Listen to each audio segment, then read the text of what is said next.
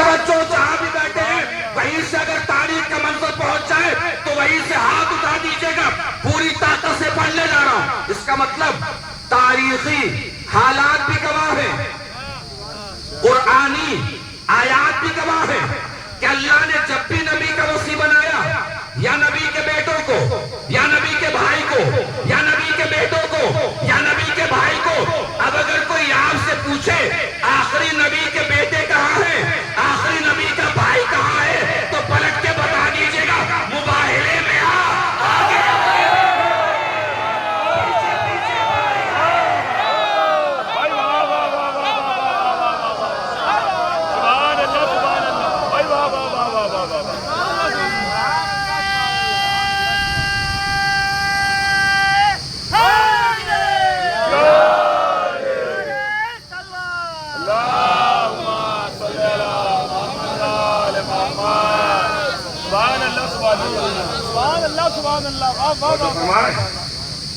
بات طے ہو گئی. کتنی باتیں طے ہو گئی؟ ایک منظور. خلافت کس خاندان میں رہے گی؟ نبی کے خاندان میں. بات طے ہو گئی نا. امام کون ہوتا ہے؟ نبی کا خلیفہ, نبی کا جانشین, نبی کا وصی جو امام ہوتا ہے. اس کا مطلب امام جب بھی بنے گا آخری نبی کے خاندان والا ہی بنے گا. آخری نبی کا خاندان تو بہت بڑا ہے. اب اگر کوئی آپ سے کھڑے ہو کے بول دے کہ بھئی میں امام ہوں, تو مان لیجئے گا.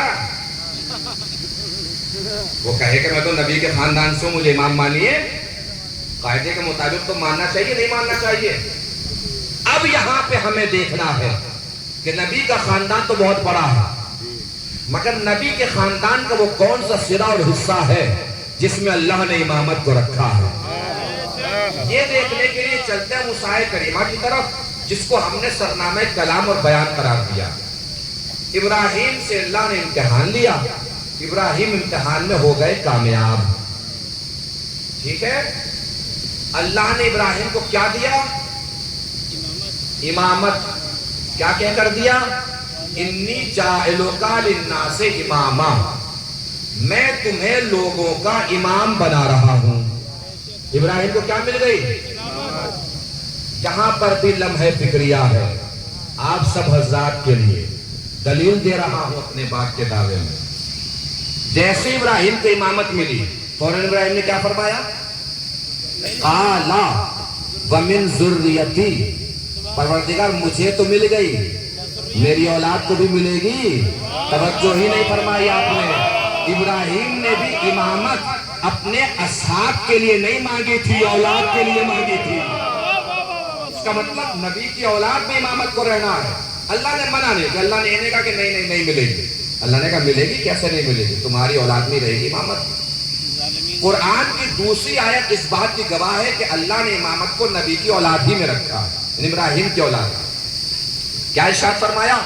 وَجَعَلَهَا كَلِمَةً بَاقِيَةً فِي عَقِبِهِ, اللہ نے ابراہیم کی نسل میں کلمہ باقیہ کو رکھا ہے. علماء نے لکھا ہے کہ کلمہ باقیہ سے مراد امامت ہے. اس کا مطلب قرآن میں امامت کو کلمہ کہا گیا ہے, کلمے کو امامت کہا گیا ہے. اب دیکھنا ہو کہ آخر نبی کے خاندان کا وہ کون سا سرا اور حصہ ہے جس میں اللہ نے امامت کو رکھا ہے. تو بس اتنا سمجھ لیجئے, جہاں جہاں تک کلمہ گیا ہے وہی تک امامت گئی ہے. اب کلمہ کہاں تک گیا ہے؟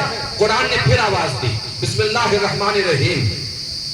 الم ترى کیف ضرب اللہ مثلا کلمۃ طیبۃ کشجرۃ طیبۃ اصلها ثابت وفرعها فی السماء. کیا تم نے نہیں دیکھا کہ ہم نے کلمہ طیبہ کو پاک و پاکیزہ خاندان میں رکھا؟ یعنی امامت کو کہاں رکھا اللہ نے؟ پاک و پاکیزہ خاندان میں رکھا. اس خاندان کی پہچان کیا ہے؟ اصلها ثابت, جڑ اس کی زمین میں ہے, شاخ اس کی آسمان میں ہے. میں دکھانے جا رہا ہوں وہ خاندان جس کی پہچان یہ ہے کہ اس کی جڑ زمین میں ہے, شاخ آسمان میں ہے. جو دیکھنا ضروری ہے وہ خاندان، چونکہ اللہ نے اسی خاندان میں امامت کو رکھا ہے۔ میں اکثر کہتا ہوں کہ قرآن میں ہر چیز دکھائی دیتی ہے، قرآن میں ہر چیز دکھائی دیتی ہے، بس ہمیں کرنا یہ ہے کہ قرآن جھوم کے نہیں پڑھنا، پڑھ کے جھومنا ہے۔ سلامت رہیے، پڑھ کے جھومیے، ہر چیز قرآن میں دکھائی دے گی، ہر چیز قرآن مجید میں نظر آئے گی۔ دیکھیے اب وہ خاندان جس کی جڑ زمین میں ہے، شاخ آسمان میں ہے، جو دیکھنا ضروری ہے، اس لیے کہ اسی خاندان میں اللہ نے امامت کو رکھا ہے۔